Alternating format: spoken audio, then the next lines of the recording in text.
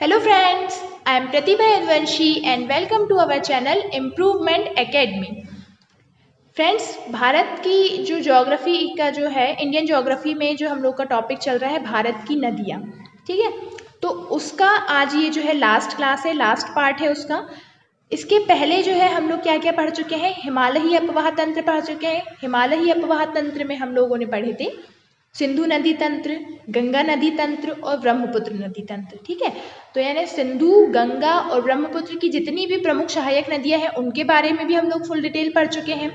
और प्रायद्वीपीय अपवाह तंत्र में भी हम लोग जो प्रायद्वीपीय अपवाह तंत्र की जितनी भी प्रमुख नदियां हैं उन सभी को पढ़ चुके हैं। और भारत की जो कुछ अन्य प्रमुख नदियां हैं आज हम लोग उसको कवर करेंगे, ठीक है फ्रेंड्स। तो चलिए स्टार्ट करते हैं। फ्रेंड्स, जब हम लोग पढ़ने जा रहे हैं एक अच्छा काम हो रहा है, ठीक है। किसी भी अच्छे काम की शुरुआत कैसे होती है, मीठे से होती है। तो चलिए हम लोग आज ही अपने टॉपिक की शुरुआत करते हैं मीठी नदी से, ठीक है। फ्रेंड्स, नदी का नाम है मीठी नदी। तो ये मीठी नदी कहाँ से निकलती है देखते हैं हम लोग। मीठी नदी जो है वो मुंबई महाराष्ट्र में बिहार झील से निकलती है। कहाँ से निकलती है? मुंबई कहाँ है? महाराष्ट्र में। तो मुंबई में महाराष्ट्र ये बिहार झील से निकलती है, इसका उद्गम होता है। और इसकी लंबाई बहुत कम है, लगभग 20 किलोमीटर, ठीक है। लगभग 20 किलोमीटर इसकी लंबाई है। ये जब नदी इसका उद्गम होता है बिहार झील से तो 2 किलोमीटर तक तो स्वतंत्र रूप से बहती है, मतलब 2 किलोमीटर तक इसमें कोई भी सहायक नदी नहीं मिलती है। उसके बाद इसमें कुछ जाके इसकी और भी जो छोटी छोटी नदी की धाराएं होंगी, इसकी सहायक नदियाँ होंगी, वो मिल जाती है। तो ये लगभग जो है वो 20 किलोमीटर तक बहती है, ठीक है फ्रेंड्स। ये हो गई मीठी नदी। अब देख लेते हैं महाराष्ट्र में और एक जो नदी है बैतरणी नदी। कौन सी नदी है? बैतरणी नदी। तो इसकी डिटेल यहाँ लिखी हुई है, देखिए।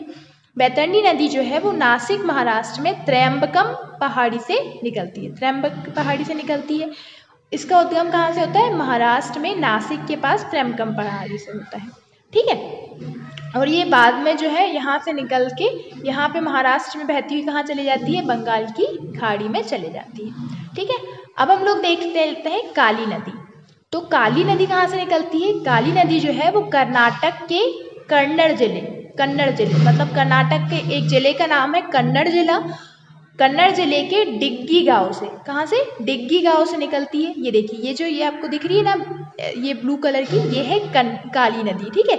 ये तो ये चाप शेप में, देखिए चाप शेप मतलब चाप की आकृति में। चाप कैसा होता है? इस तरीके से होता है, ठीक है, ऐसे। तो ये चाप आकृति बनाती हुई कहाँ चली जाती है? बंगाल की खाड़ी में चली जाती है। अब देखिए, ये जो नदी है काली नदी, नाम से ही लग रहा है ना काली, तो ये जो है एक प्रदूषित नदी है। तो क्यों है प्रदूषित? क्योंकि इसमें इस नदी में जो है वो मैग्नीज के अयस्क घुले रहते हैं, ठीक है। इस नदी में मैग्नीज के अयस्क घुले रहते हैं, इसलिए ये प्रदूषित नदी है। ये क्वेश्चन एग्जाम में पूछ सकता है कि किस नदी में मैग्नीज के अयस्क घुले होते हैं? तो काली नदी में। और काली नदी निकलती कहाँ से है फ्रेंड्स? कर्नाटक के कन्नड़ जिले के डिग्गी गांव से निकलती है, ठीक है। ये हो गई। अब देख लेते हैं, ये जो है कावेरी नदी हम लोग पहले पढ़ चुके हैं इसको। तो ये कावेरी नदी की एक सहायक नदी है अमरावती नदी। पिछले क्लास में हम लोग ने पढ़ा था कि कावेरी नदी की एक सहायक नदी अमरावती। तो ये अमरावती नदी जो है ये कहाँ से निकलती है, ये देखते हैं।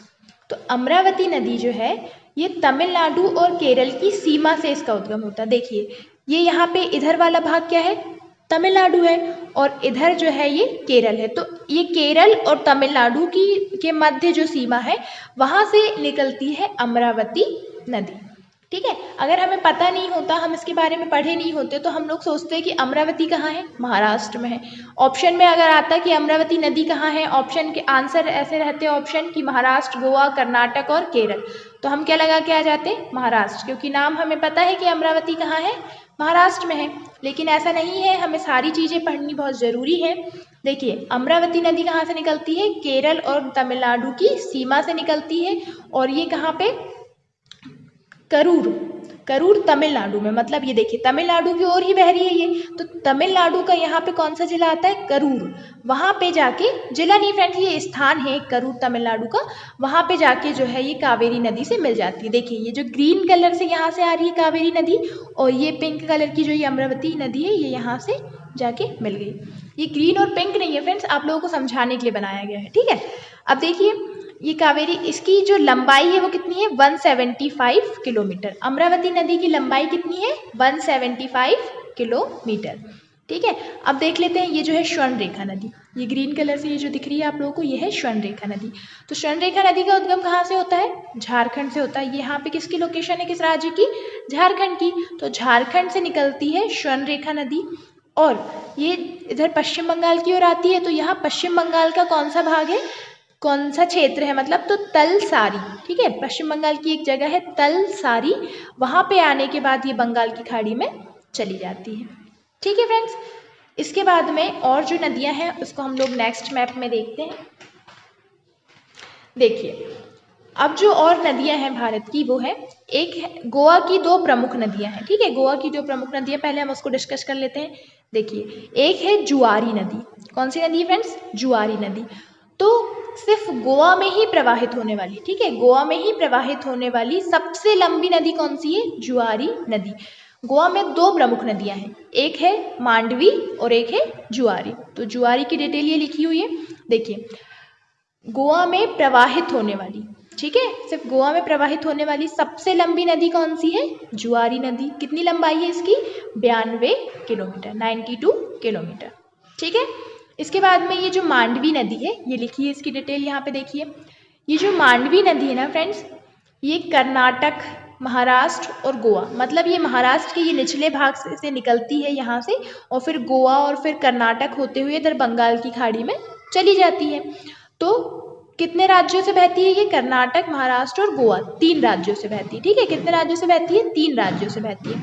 और ये जो मांडवी नदी है इसको कहा जाता है गोवा की जीवन दायिनी नदी। क्या कहा जाता है फ्रेंड्स? गोवा की जीवन दायिनी नदी। और इसकी कुल लंबाई कितनी है? तो 81 किलोमीटर, ठीक है। कितनी है?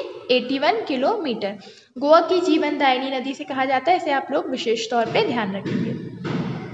इसके बाद में केरल में भी 2 प्रमुख नदियां हैं, एक है भरतपुझा।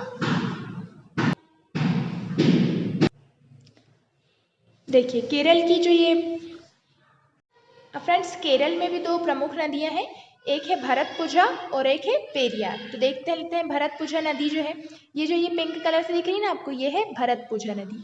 तो भरतपुझा नदी जो है ये केरल की सबसे बड़ी नदी है, ठीक है फ्रेंड्स। केरल की सबसे बड़ी नदी कौन सी है? भरतपुझा नदी। और ये केरल में कहाँ से निकलती है? तो केरल में अन्नामलाई की पहाड़ियाँ है ना, वहाँ से इसका उद्गम होता है, ठीक है। और इसको और अन्य किस नाम से जाना जाता है? तो पोन्नानी नदी के नाम से इसे जाना जाता है, भरतपुझा नदी को, ठीक है। इसके बाद में देख लेते हैं ये पेरियार नदी। तो पेरियार नदी जो है वो लगभग केरल में ही बहती है। पेरियार नदी जो है केरल की दूसरी सबसे लंबी नदी है। पहले नंबर पे क्या है?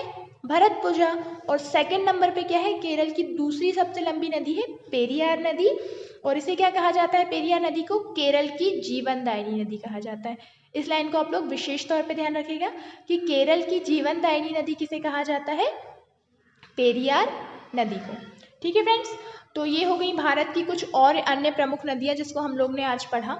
सो आई होप फ्रेंड्स कि आज की क्लास आपको अच्छे से समझ में आई होगी और भारत की नदियों वाला टॉपिक आपको अच्छे से समझ में आया होगा। फ्रेंड्स आपको हमारी क्लास कैसी लगी है प्लीज़ हमें कमेंट्स करके ज़रूर बताइएगा। और आपको अगर हमारी क्लास अच्छी लगी हो तो उसे ज़्यादा से ज़्यादा शेयर करें, हमारे चैनल को सब्सक्राइब करें और लाइक करें। मिलते हैं हम लोग नेक्स्ट क्लास में। Thank you.